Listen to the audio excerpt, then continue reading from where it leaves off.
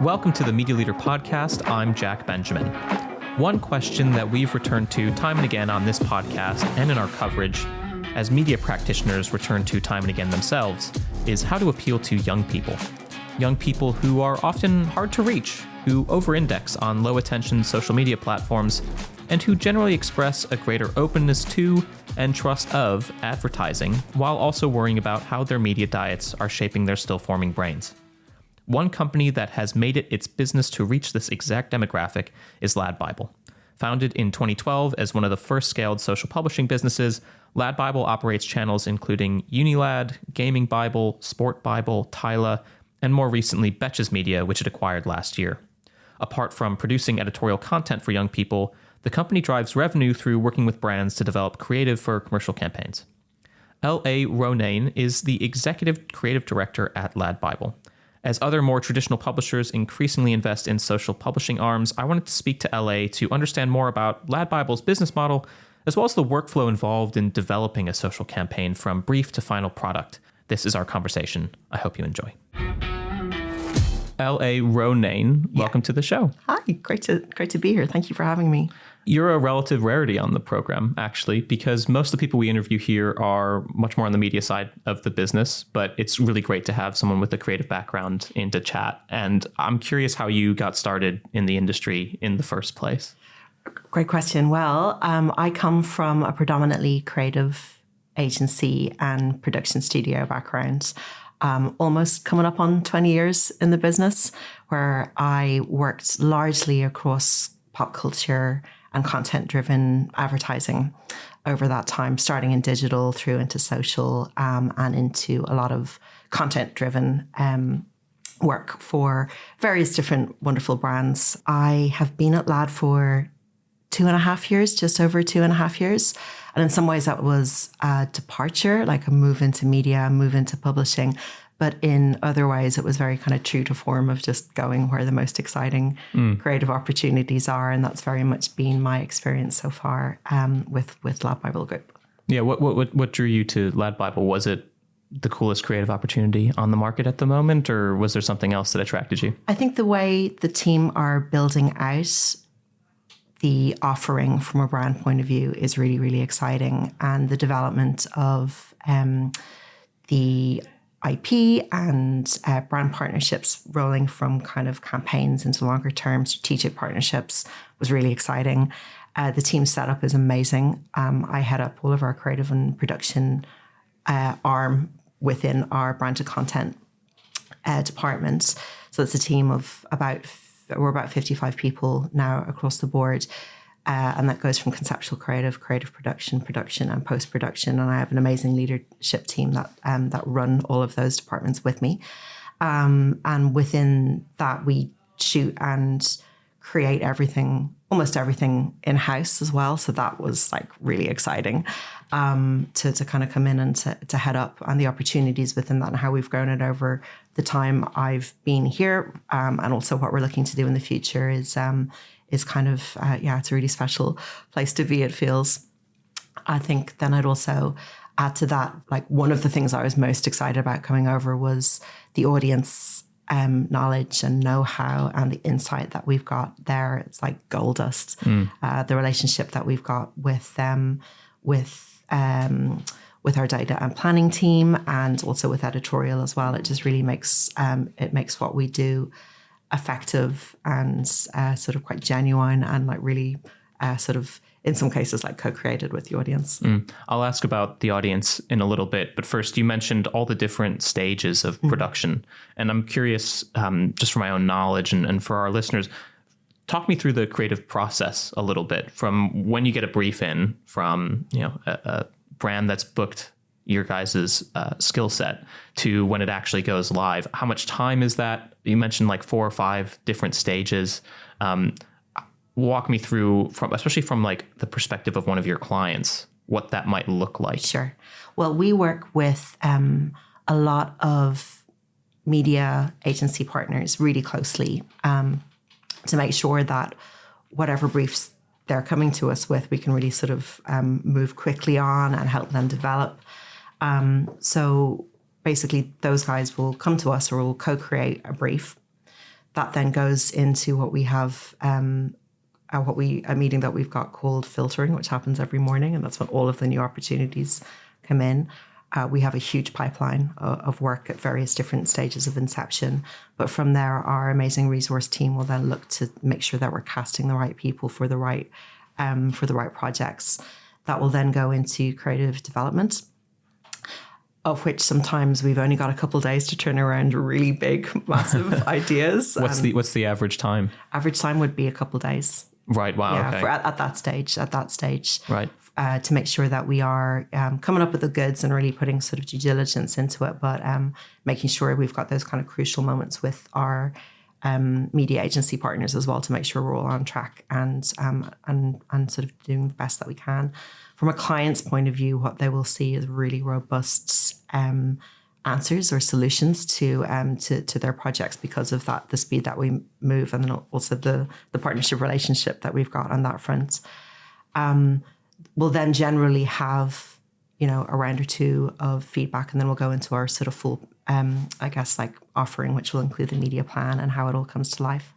Then once something gets signed off, sometimes we'll have, a month or two to turn it around. Oftentimes we don't. Oftentimes we are jumping straight into pre-production and moving at pace on that as well. What's the reason that a client would have to expedite the process so quickly? Is it that they want to jump on a specific trend that maybe you've identified, or is it that they have they had extra money in their budget maybe and they wanted to spend it relatively rapidly? I think it will be, a lot of the time it's to really complement what they might have working in other media channels. But that's like one, I guess, use case. In some of our longer term partnerships, planning a process of that takes way longer. And we work together with them to map out what 6 months might look like or what a year might look like. And then we'll develop a system where we are basically kind of iterating and producing and editing over a sort of longer broadcast window, if that makes sense. So there's different variations in how it works, but it's all really, I guess, reacting to what clients' needs might be in any given situation. And are you wanting to move more into doing more long-term relationships than short-term? Or are you flexible? What's the goal of the business? Totally flexible. I mean, I think our goal is always to grow and to do more, but we have a really, a really fantastic relationship with our long-term clients, of whom there are a few, and they're amazing, as well as, that sort of more agile kind of reactive type space as well. So it's really just, wherever there is big opportunities for us to really impact people's relationships with youth culture, brands' relationships with youth culture, that's where we'll go. At what point in the process is it decided maybe what some of the sub-brands you might want to be employing as part of LadBible Group more generally? Right, yeah. So I think that really depends on the specific members of the audience that we really want to speak to and really want to engage with. Obviously, there's, LadBible, we've got Sport, we have Betches in the States, but also now Betches UK. We can really pivot our creative to delve into, I guess, more specific styles of comms with those audiences. But often what we'll look to do is a sort of mix to make sure that we're, speaking to the right combination of people across the sub-brands, but also across the different channels of our output, be it Instagram, TikTok, Facebook, YouTube, in instances of our IP sponsorship, that kind of way. Talk to me about those different video platforms. Okay. Because whenever I hear from anyone working in media, especially at those companies, they all say, work with us in a way that's unique to the platform. Every platform is a little bit different. Consumers respond differently to videos on those different platforms. And of course, video production of that could be short form, that could be long form. It's certainly different from what you might see on television. It's not exactly the same type of video production that some brands are used to, or some brands are entirely used to this type of creative production. And if they're thinking about moving into TV, that's a whole different ballgame. So long way of asking, what sets the different platforms apart? And how do you work with them differently? The first thing is the behavior of the algorithm, because that's an ever-evolving, ever-growing thing. And it's bespoke to each of the platforms, obviously, in the social space. Lad has always been at the kind of forefront of understanding how different algorithms are moving from an editorial point of view, and we really use those learnings to adapt and to make sure that whatever we're doing for our brand partners kind of is following best foot forward. I guess the difference between each of them, it really kind of depends, and like I say, it evolves and it grows how it goes over. But we'll make sure that we are using best practices for each of them based on our editorial knowledge, but then also like in cases where we've got like long-term partnerships, we can sort of grow and react to what people are responding to best on that front. Can you talk to me a little bit about tracking algorithm changes? Because how forthcoming are the platforms with you versus how are you reacting to changes that you're aware of, if that makes sense? I mean, they don't give us a phone call and go, "Hey, everything's about to change overnight," because they sort of. I'm sure there's people at those companies that also don't know when changes are made. Right, and I think that's the sort of the nature and the excitement of this landscape versus maybe more traditional media landscapes. But we have a really close relationship with the major platforms. We work together on that front, but also sometimes on a branded front and content that we're doing together. But we in-house, because we are a platform native publisher, we have the most amazing team of social experts across editorial, but also in brand partnership side as well.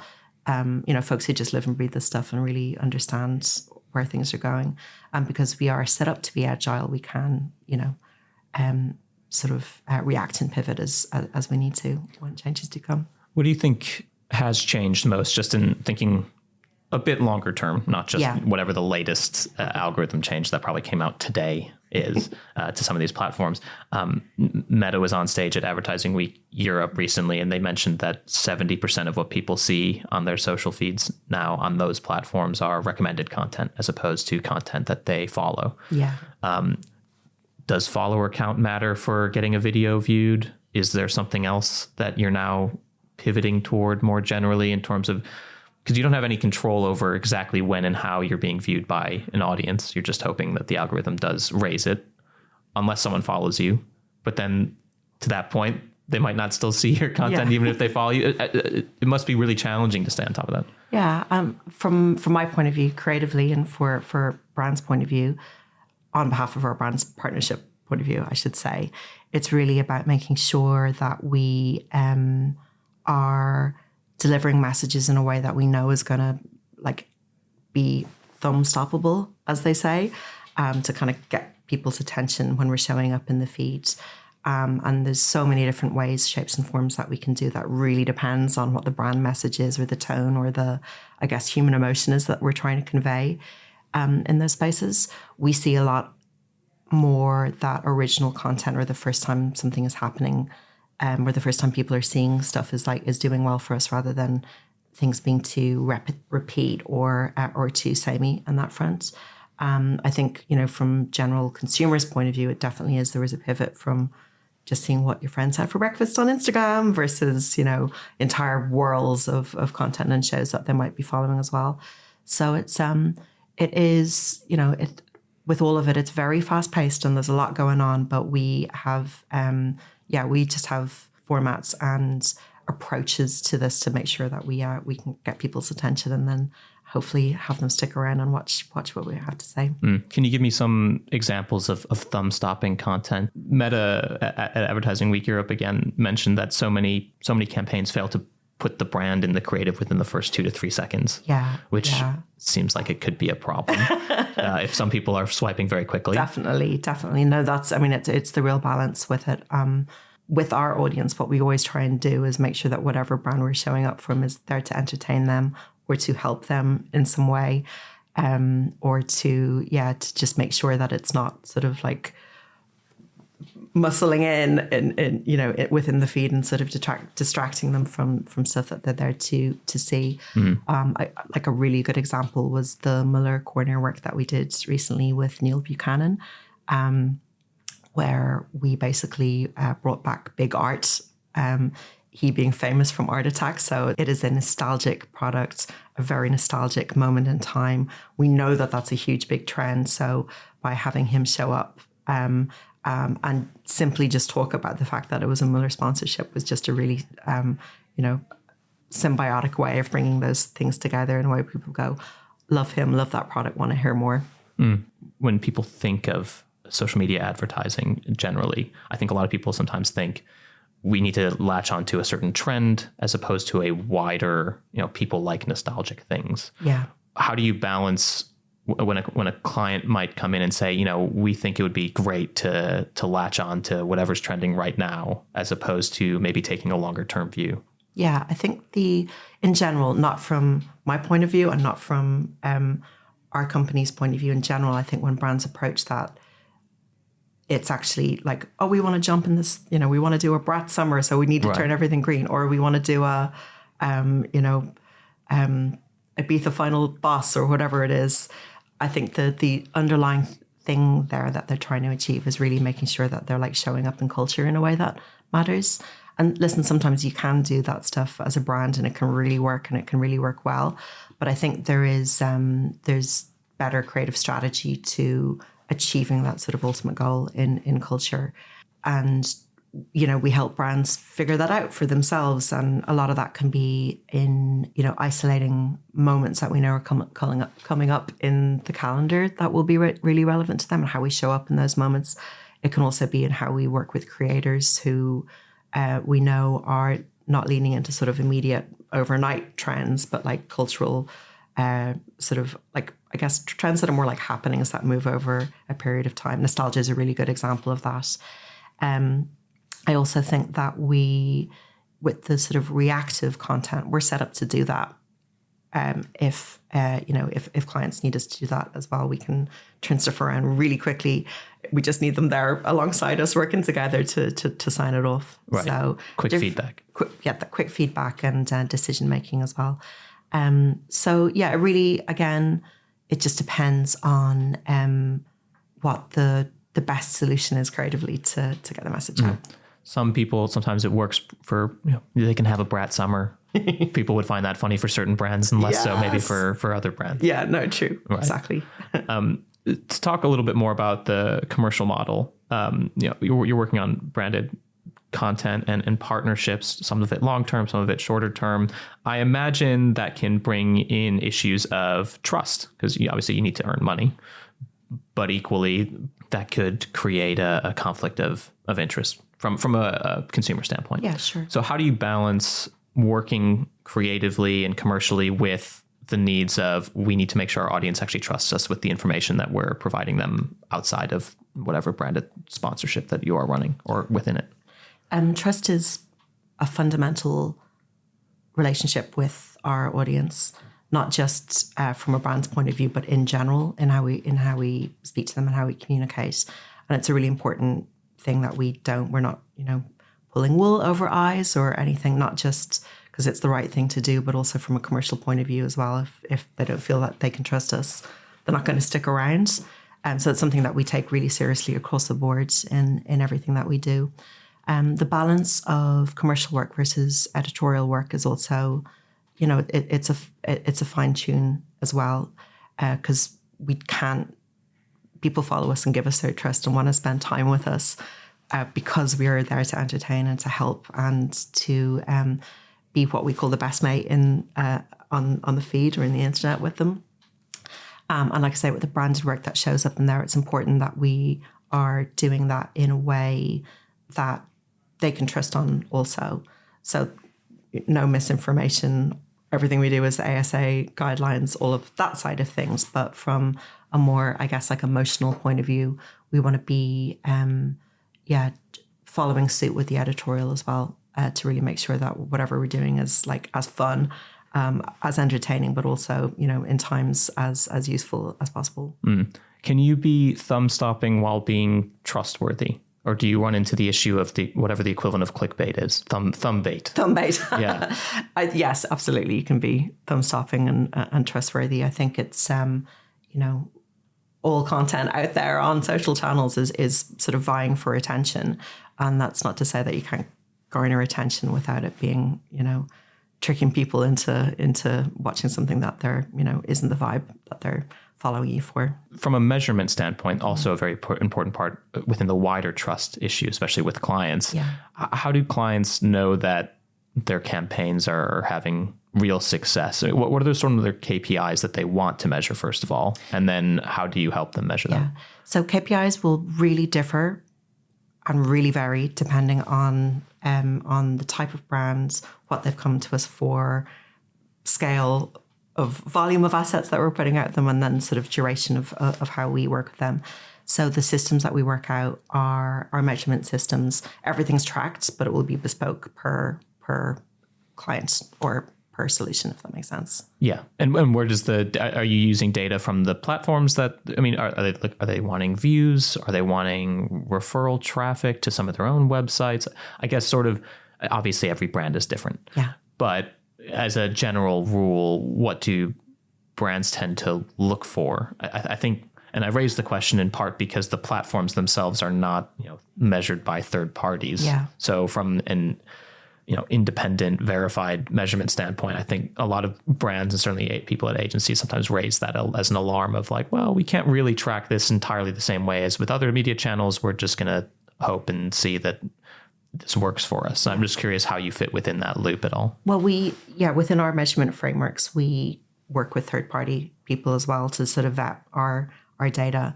And then with each of the different client needs, I guess we can work out, like if it's a sentiment tracker or, talkability can be a big one, or whatever it is as well. We'll just make sure that we're working with them as well to kind of prove the homework and make sure that they know that they're getting the impressions and the reaction that they came to us for. What types of questions are raised by either the agencies that you're working with or their clients, especially toward maybe the back end of the process? Maybe the campaign's been live for a day or two and they're wanting some initial idea of how's it going. Yeah, we can tell pretty quickly how things are going, and especially we can read how organic performance is happening as well. So we can give initial reports on that. But once a piece of content settles into the world, it generally takes a week or a couple of weeks before we kind of go, right, here's the hard finding stats. But we do run, campaign analysis as well, and then we'll give them those reports. Do you change creative in flight very much? Can do. Sometimes, especially in the more kind of like reactive bits, it's more that we optimize for the next asset that we're putting out, and that can be an edit, but also in the approach to how we shoot it. So if we have a long-term campaign where we've got a sort of repeat format, we're able to go in there and make sure that we're optimizing and learning from what's gone well. Gotcha. There's a lot of people that have moved into the space that I think, not say that LadBible was the only trailblazer, but the company was founded in 2012. And there's many publishers that are recently launching more social publishers. So in some ways, you've got more competition than maybe you did 10 years ago, almost 15 years ago. My goodness. How do you consider yourself in the market at the moment? Given that in some ways you're competing with attention with individual creators, some of whom you're working with as well as maybe some of these other big publishers that are trying to get into the space too, who are also working and competing with creators. Yeah. I think the thing about the space, and this is what attracted me to it, is that it's so exciting and it's growing and there is, sort of a lot of energy around it. And that's why we do have other competitors showing up. But LadBible Group, we're one of the biggest in the world in terms of scale, and certainly in the UK, and our growth in the States with the acquisition of Betches. The audience is enormous. So we're not there, and we have the long tail of 15 years experience in this space. We really are set up in such a way that we can do what we do with enormous scale and accountability and success rates as well. I think the point about creators is we've always worked with creators, but the creator model has evolved in really interesting ways as well. So we can work with up and coming creators all the way up to like the megastar creators who are, getting huge numbers and are publishers in their own rights. It really just comes down to casting and, how we co-create in instances and, and making sure that we give our brands opportunities to, cut through in the most interesting ways. Casting, and I imagine also cost. How do you do a cost benefit analysis to say, we think we should go after and pay for a very expensive, very popular creator versus actually this is a campaign where we think someone maybe with a bit more of a niche following, smaller following is appropriate? Really just comes down to what the solution is to the brief and what we want to go after. I mean, working with smaller creators is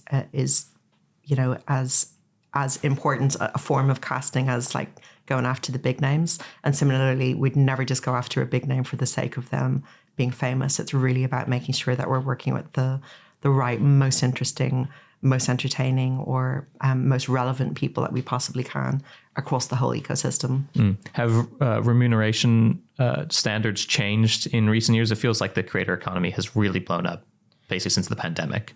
Not to say that it wasn't big beforehand, but in terms of more money flowing into the system, more interest from brands.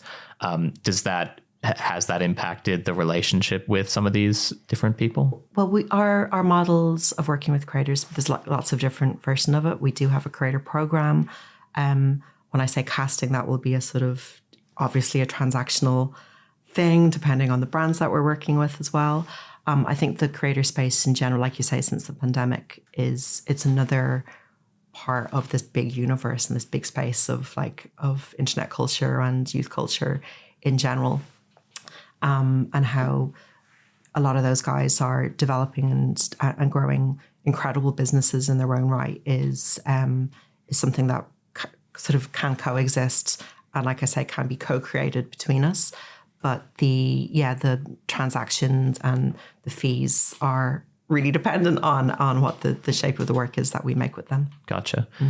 Let's talk about youth culture. Let's talk about youth culture. Because, I'm still young. I'm technically Gen Z, but at the very top end of it, I sometimes feel like I'm out of touch with some of the people my own generation, let alone people that are Gen Alpha, may as well be aliens to me. So what is generally resonating with young people today, as opposed to what are some things that maybe worry young people that brands should be aware of, just in a very general sense? Well, we did a huge study last autumn as part of our Lad Nation panel called the Youth Codebook, which is all about sort of Gen Z culture and insights based on those guys. And it was kind of done as a sort of B2B offering, but one of its scale hadn't been done before. And really just leaning into, what's making them tick, not just from a brand point of view, but just like how their experience of life, what they're worried about, what they're interested in, what matters to them. And the findings of it were like pretty incredible. One statistic that I've sort of has stuck in my mind is the one around identity and local pride and how important their individual accents are and their ties to their hometowns, not just regions. Which is a sort of spike where that didn't really necessarily exist for people who've come before this generation before, but also things like their relationship to religion, fears and concerns about housing market, all of these things. No surprise, yeah. So really the world around millennials, Gen Z, Alpha Gen coming up is really different space. I think the broader backdrop of money concerns or buying houses or the terrible conditions in some places of the world are there and sort of prevalent for this audience. But really it's our job as advertisers to not encroach in that or to sort of scaremonger in any way, but really to kind of find ways, like I say, to be sort of helpful for anything that's concerning them. All the way through to making sure that we're entertaining and in the right moments as well. Right. It's interesting because I think a lot of people when they think about Gen Z might think about, or Gen Z, I don't know, this country, man, might think about 6, 7 or like these like sort of ephemeral trends. Yeah. But you're really talking about wider, like there's a severe anxiety around personal finance is what it sounds like, around housing, around opportunity, job market, AI. I have to imagine. Yeah. This is all sort of cropping up, which creates, opportunities to talk to them, but then you're also sort of saying, well, you don't want to encroach upon their spaces that are, sort of hyper personalized, if that makes sense. Yeah. I guess there's a sort of old school thought of, here come the kids with their 6-7s and wacky, everything's just like fun times on the internet. When, there's real adults that we're talking about. And a lot of people, millennials of all ages and Gen Z now are families, and, it's like serious life as well as the fun stuff. So, encroaching on that, to not encroach on that, you need to have as much sensitivity and understanding with what's going on in the serious parts of their life, as well as the sort of like fun opportunities with them. We do a lot of work with the government. We do a lot of work with the financial sector as well. That's about helping people, sort of feel safe and secure in the world, but also really practical advice, things like, how to get on the housing ladder, how to, work with that we've done with the AA, for example, is like bringing very practical stuff into very, language that they sort of, that resonates and that feels appropriate. Yeah, that language, but I think must be a huge challenge, because I always think of the 30 Rock Steve Buscemi meme about, how do you do, fellow kids? Yeah. I feel like that, and I'm within this generation sometimes. How do you make sure that you're speaking their language without seeming corny or a little bit out of touch or too old, frankly? And not saying anything about you personally, but as any brand, because it feels like most of the executives and C-suite that I speak to in this industry are pretty far divorced from people my age and younger. Yeah. When I started out, we still had fax machines in the world and stuff. So it's no offense taken to the older comments. I am lucky that my entire team around me are fluent in this stuff, and with our editorial teams, and the wider company lives and breathes it. I am never going to turn around and be like, right, well, I'm Gen Z or I'm Alpha Gen and I know exactly how to speak or whatever else. But like with any good copywriting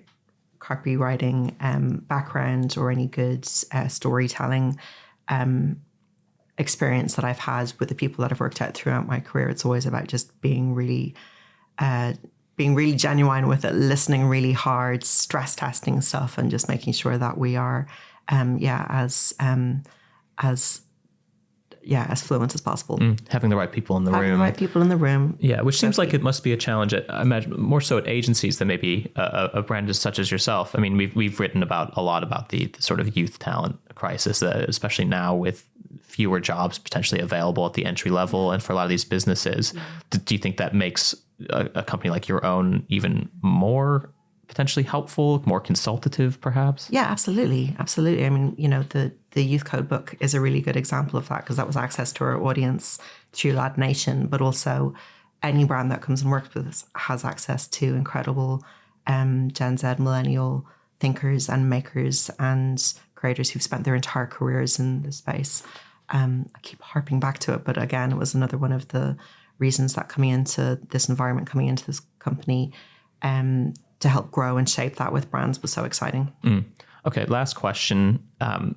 If a brand came to you and said, we want to do a campaign for someone under the age of 18, let's say, how might that be different than if they said over the age of 18? Just from a pure creative perspective, what would you be thinking about differently? I mean, from a creative point of view, everything we do, it follows ASA and all of the sort of rules and regs in and around that. So we can't sell to under 18-year-olds in certain spaces. Oftentimes it might be that we're speaking to families in that world, and then there's definite sort of rules and conditions for how we do that in a responsible way.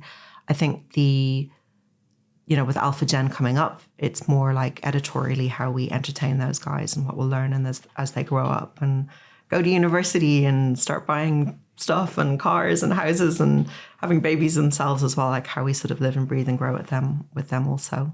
Gotcha. Well, I look forward to hearing how you live and breathe and grow now. LA, it's been a pleasure. Thanks so much for chatting. Thank you so much for having me. Loved it. Thank you for listening to the Media Leader Podcast. Our executive producer is me, Jack Benjamin. Special thanks to our production partner, Trisonic. You can find all our episodes on the podcast platform of your choice or on our website at uk.themedialeader.com.